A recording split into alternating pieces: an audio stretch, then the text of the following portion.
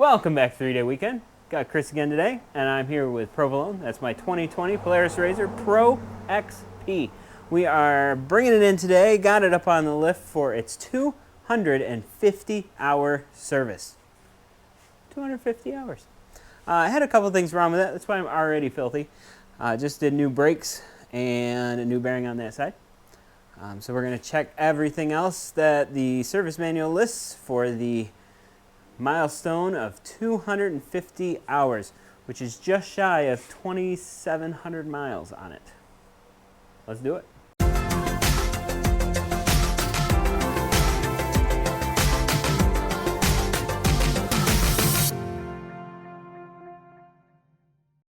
The service manual doesn't say to, but I always do on every service, and that's check bushings and bearings.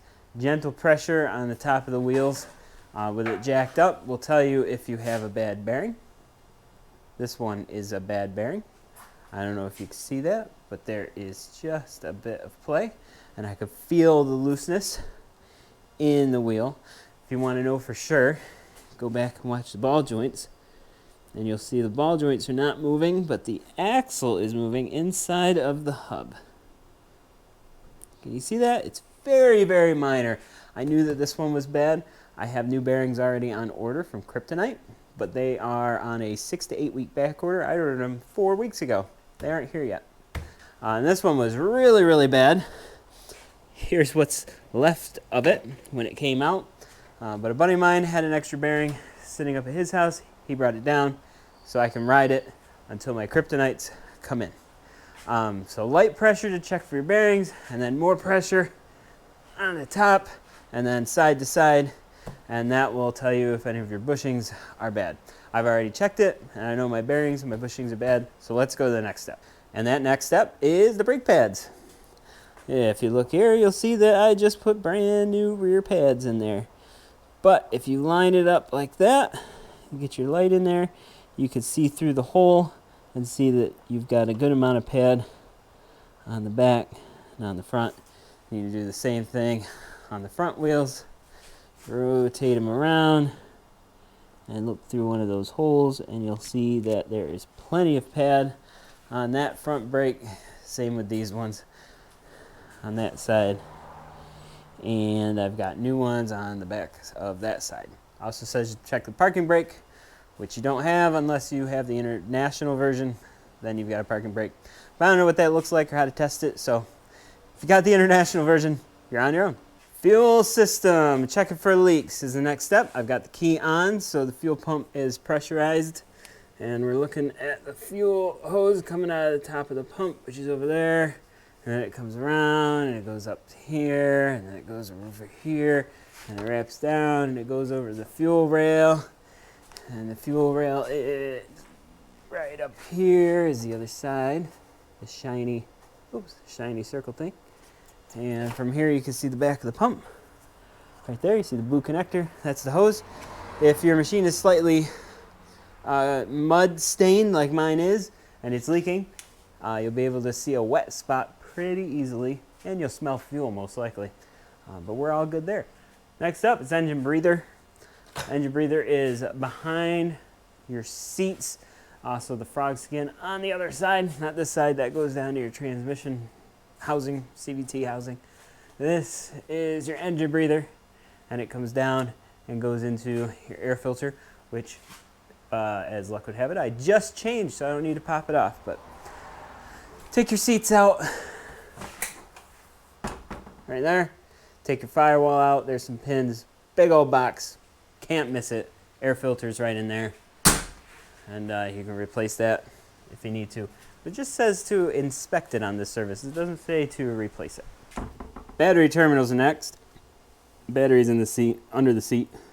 I've got 2 batteries in there, but I was just in there. Everything is clean and tight right there. If they're loose, the thing's not going to want to start sometimes. So chances are, you probably already know about that one if you have a problem. But check your battery. Next up, transmission fluid. I'm going to take that out. It's an 8mm hex. Nice and clean, and it's up to the threads. and it's not overflowing. If it's overflowing, you've taken on water or something. Go back to one of my prior videos, because I did have a problem where I took on a ton of water and it just started oozing out of it. Had to flush it, clean it. But it's nice and clean and perfectly filled this time around. The front diff is a little more difficult to reach. With a long extension you can get to it. It's the same size as the rear one. You just unscrew there. Looking for the same thing. Nice and clean. And the front one rides just below the threads, so not right up to it. So if it's a little bit low looking, that's okay, that's normal. But that's nice and clean. I can see down in there. Good color and everything, so no worries there. General lubrication. There really aren't that many grease fittings on this machine. 3, I believe, if you're running all stock.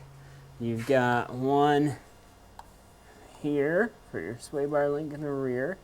Can you see that right there? One on the other side, and one on your drive shaft. Oh, down in the middle. Let's go underneath. I'm going from the rear, working my way to this slot. That's what we're looking for. And then turn the rear wheels, and eventually a grease fitting will appear. Ah, there it is, right there. And that is the 3rd grease fitting. Like I said, there's only 3. I also have an aftermarket carrier bearing, which has a grease fitting on it that's up underneath my center console. So I gotta grab my greaser and hit that too. So I have 4. If you're running stock, you've got 3. Next up is a throttle pedal, making sure it's not binding or sticking. You should already know. You should know if that's bad. We're gonna skip that one. Throttle body, intake, all that good stuff. This is your throttle body right here. Air intake is right there. And it goes up and attaches to turbocharger, and then this comes up and it attaches to your airbox. There's hose clamps or one-time use bands on those. You need to make sure those are all tight. As you can see, mine is now aftermarket, so I wouldn't say I'm exempt, but I just did it. So it's got a whole new intake system. So that one's good. Next, shift cable and linkage. That comes down right here. Your shift cable, that's the whole mechanism. If it's binding and stuff, again, you should already know that that's happening. If you wanted to test it, you can take this little bolt out and then let it free hang, and you'll be able to move it up there nice and free, and check if your cable is binding, and then reattach it to your transmission. Yeah, line goes through there, kind of feeds through the bottom, ends up coming up in your center console. Not too much for your shift cable. Steering, it says to lubricate it if applicable, but there's no lubrication points on the steering on this one. Instead, what I usually do is just move it back and forth just a little bit and check the universal joints. Right, here's one for any play. These bolts can be a little bit loose, so you've got to torque those down if there's any play where it goes into that shaft. Oh, look at that. Oh. No, there isn't. I thought from back here it kind of looked like there was some play, but there isn't. And there's another one deep up in here. There it is. Right up in there. Same thing. Looking for any play on that shaft. Front and rear suspension, it says to lubricate them if applicable. We don't need to lubricate ours, but I am going to inspect them. I think it also says to rebuild or replace them. This is a lot of rubbing. I've tried these AGM sliders, but I'm just not happy with what they're doing, so I think I'm going to end up with some suspension armor on there. Take that out and just prevent it from rubbing through that shock, because if it rubs through that shock, it's kind of a big deal.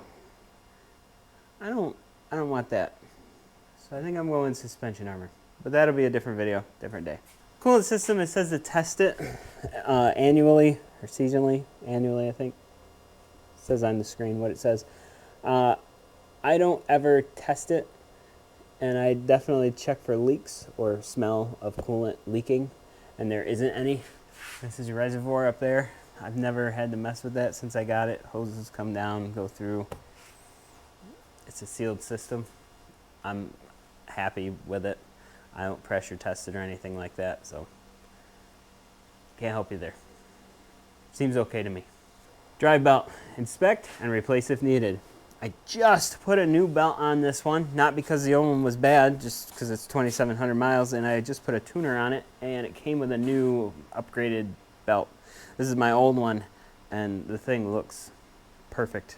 So I'm going to keep that in a nice, cool, dry place as a spare, just in case I need one someday. But open that up. You should always open this up and blow out the clutches. You got all the dust and everything out there. As you can see from a video when I replaced it, a lot of dirt and everything builds up, so clean that out real good. Engine oil lines and fasteners, there's not much really to check on any of that. And you'd see an oil leak. This is not an oil leak, that is a differential fluid leak from a seal that had gone bad, but it does not appear to be leaking anymore. Should probably replace it, but if it's not leaking, I'm not going to fix it. Nice and dry since. So we're not going to touch it. It's possible it got a little bit of dirt or something in there. I've seen that happen before. In fact, Turbzilla had that happen. A couple weeks after we brought it home, it had a leak on there, and then we drove it, brought it back. It has never leaked since. So it's possible to get a little something in there, messes up your seal, and it worked itself out. If it starts leaking again, I am going to replace it. But I don't see any other oil external lines or anything like that to check. And obviously the engine's nice and dry, although coated in mud. So I don't have any oil leaks. And then the last thing on the list is the shock absorber itself. It says to rebuild them or replace them. I'm going to do neither of those things, but I am going to look at that suspension armor like I mentioned before. I don't see why I need to rebuild them or replace them until I start getting issues with them. I guess if you're doing proactive maintenance, you can do that right now. It says it's due. But we're going to send it. Full send. So that's a 250-hour service on a Pro XP. Just a lot of things to check. Like I said, the brakes, I already did those, so I know they're good. Otherwise, just spot checking everything, and I'm happy to report it's in good shape right now. It's had some issues in the past. But go back and check out some of my other videos if you want to see that. What kinds of issues have you guys seen? Leave a comment. 250 hours. What are you seeing at this interval?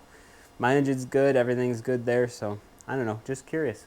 You always hear about the bad things on the forums and whatnot, but this machine has been pretty solid, and I'm very happy with it.